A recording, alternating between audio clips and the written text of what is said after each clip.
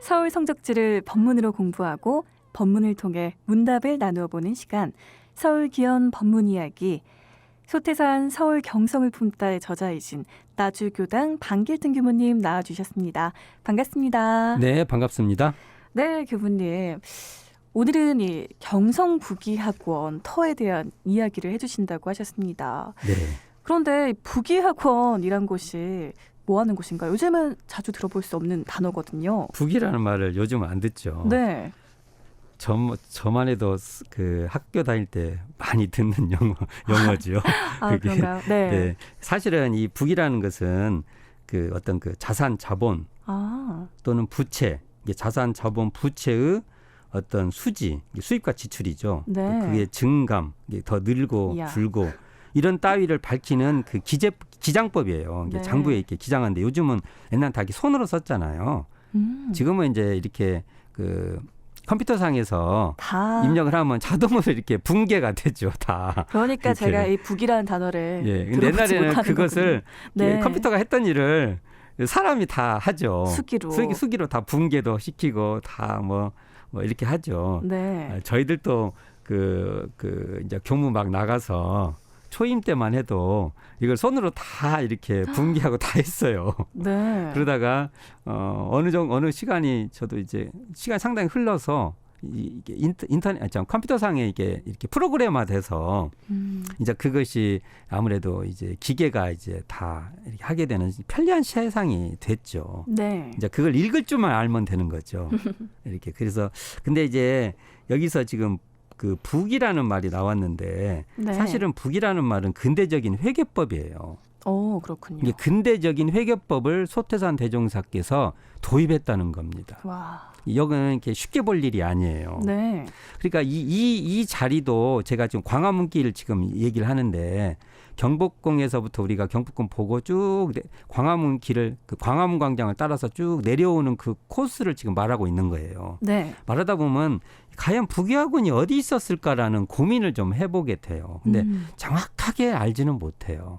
저희들이. 그러나 여러 가지 뭐 신문 그 당대 때 신문이나 이런 걸 보면 아마 이게 그 대한문 지금 대한문 인근에 지금 그 서울시청 있잖아요. 네. 그 주변에 아마 있지 않았을까. 그 주변에 아마 학원들이 밀집돼 있었을 것 같아요.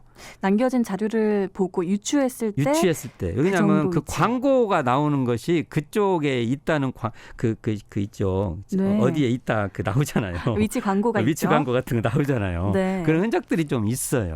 그렇군요. 그래서 이건 추측이에요. 그러나 그 광화문 광장에서 현재 대한문 있잖아요. 그 사이에는 벗어나지 않을 겁니다. 네. 그러면 거기를 지날 때 저희들은 이 소태산 대종사께서 제자들을 부기를 그 배우게 했다는 것. 이걸 그냥 사건으로 보지 말고 그 사건의 뜻을 한번 새겨볼 필요가 있어요. 네. 근데 이제 그 원기 11년이면 굉장히 1926년이에요. 네. 총부건설을 하고 한 2년 뒤에 바로 조갑종이라는 그 제자를 어릴 때죠. 이제 그 조갑종도 젊었을 때 이거 북이학원에 벌써 먼저 6개월 코스를 밟게 해요. 네. 그리고 2차로 20세의 김영신과 박길선 대종사님 따님이에요. 큰딸. 박길선 큰딸입니다. 큰따님을 이 경성 북이학원에 다시 입학을 시켜서 은행부기, 회사부기, 주산 등을 6개월간 배우게 해요. 그 당시 여성들이 공부하는 건 굉장히 드문 일 아니었나요? 그렇죠. 대종사님은 사실은 여성들의 길을 열었던 성자라고 해도 과언이 아닙니다. 네. 그러니까 초창기에 사요 중에 우리가 보통 원불교 현재 사요에 자령양성이 있어요. 네. 그거 처음에 제목은 남녀 권리 동일이었어요. 남녀 권리 동일. 여기서 중요한 건 권리예요. 권리. 네. 권리가 동일하다는 거예요. 남녀 평등이 아니고 남녀의 권리가 동일하다는 거예요. 그러니까 권력이 동일해야 된다는 말이에요. 네. 그것은 앞으로도 미래에도 계속 우리가 해 나가야 될 일이잖아요. 그렇죠. 그런데 첫째 권리가 동일하려면 배워야 됩니다. 그렇군요. 배움이 없이 네. 또는 경제적 독립이 없이 권리가 동일할 수는 없습니다. 네. 그래서 일단은 일단 북이학원도 배우게 합니다. 근데 여기서 저희들이 그 처음에 이렇게 6개월 배우게 했는데 사실은 김영신님은 굉장히 교육을 받으신 분이에요. 네. 그 당대 경성 여자 고등보통학교 4년제를 졸업한 분이에요. 야. 요즘으로 말하면 굉장히 배우신 분이에요. 지식인이네요. 네. 예. 지금 경성여고죠. 지금 그러니까 지금도 그 학교가 유명하잖아요. 네. 근데 이 학교를 나오신 분한테 근데 이분이 저번 차에도 한번 말씀드렸지만 얼굴을 다쳐가지고 당신같이 이렇게 네. 예, 아픈 사람들을 도와주고 싶다. 근데 그 일을 할 수 있냐? 그러게 그 대중 앞에 나서서 설교를 하고 싶다는 거예요. 그 당대 여성이 대중 앞에서 설교를 한다는 것은 상상도 못했을 것 지금하고 같은데. 비교하면 안 돼요. 네. 그건 굉장한 일이에요. 그걸 하고 싶다니까 그 기회를 내가 열어주마. 이렇게 하신 거예요. 그래서 그러다가 이제 익산에 사무 보는 사람이 귀하니까 네가 부기를 배워라 해가지고 배우게 해요. 거기서. 네. 근데 재미있는 일은 이 김영신님은 어디예요? 이모집 이공주 교무님이 이모집이에요. 이모예요. 거기 집에서 다녔는데 네. 박길선님은 창신동 회관이 있었어요. 그때 서울 최초의 그 교당인데 창신동 회관에서 다닐 때 거기 교무님이 누구냐면 송도성님이었어요. 주산 송도성. 네. 이분이 길을 잘 모르니까 광화문까지 전차로 이렇게 데려다 줬어요. 데려다 이 두 분이 나중에 부부가 됩니다. 또 그런 인연이 예, 인연이 생기는군요. 있습니다. 이제 이런 관계고요. 네. 이 대행사님이 이렇게 배우게 해가지고 김영신님 보고 익산이죠. 익산 총부죠. 익산 총부 가서 1년 이내에 결산을 해요. 대종사님 얼마나 철저했냐면요. 모든 걸 다 기록합니다. 누가 돈 이렇게 헌공하고 뭐 물건이 들어오는 것을 전부 다 기록을 해요. 장부에 다 남겨요. 그래가지고 1년에 결산을 딱 해요. 네. 그래서 이것을 다 대중에게 발표를 해요. 이러려니까 회계가 반드시 필요한 겁니다. 필요하겠네요. 반드시 네. 필요하죠. 그냥 대충 하면 안 돼요. 그래가지고 이 회계 처리를 하니까 근대적 회계법을 배워서 그 체계에다가 집어든 겁니다. 이걸. 네. 그래서 이렇게 6개월간 부기를 배운 실력이었는데 이제 주산도 하고 그러잖아요. 네. 그때 대종사님께서 12년을 1회라고 이렇게 묶은 거예요.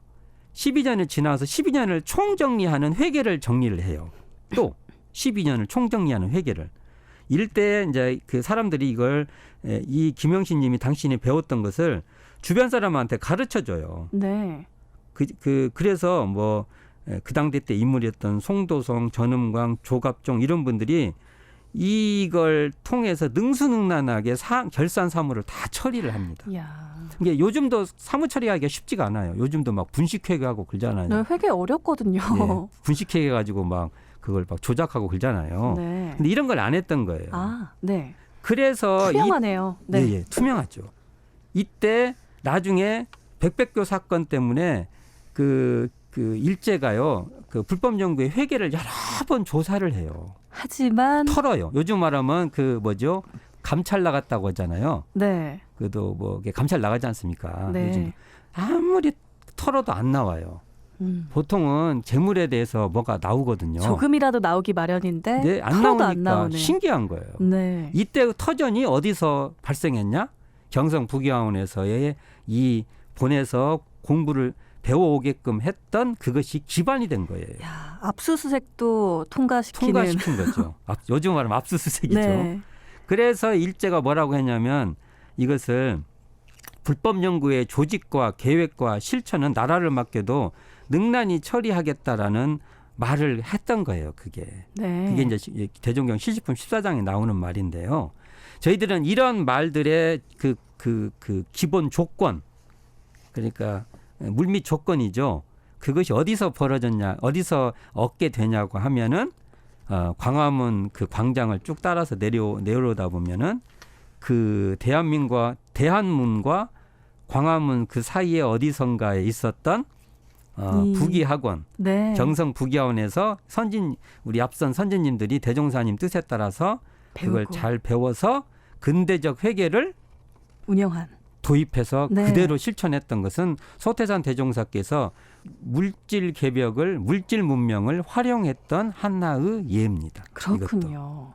우리는 더욱 이것을 잘 계승해야 된다고 봅니다. 정말 이 경성부기학원은 배움도 있고 또 네. 법연으로 이어진 사랑도 있고 가장도 있고 네, 이 투명한 근대적 회계를 회계 실천한 실천하는 것도 있고 야, 정말 큰 의미를 가지고 있네요. 공급 운영의 어떤 공적인 시스템을 도모했다는 겁니다. 네. 이런 것을. 무엇보다도 우리 대종사님은 정말 여성들이 교육받을 수 있게 해주신 점이 역시 깨어있는 분이다 하는 생각도 예, 드네요.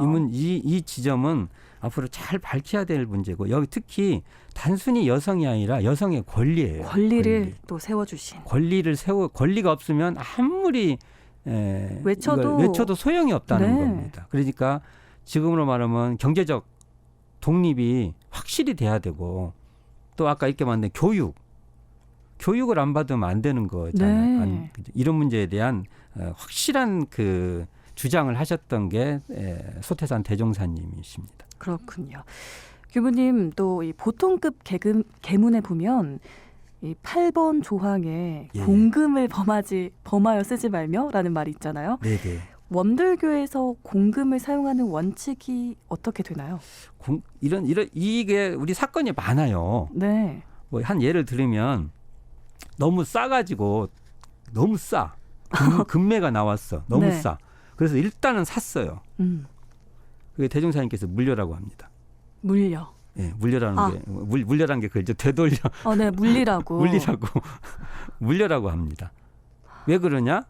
공의를 거치지 않아서요. 아. 회의를 붙이지 않았다는 겁니다. 이야. 그래가지고 너무 아깝죠.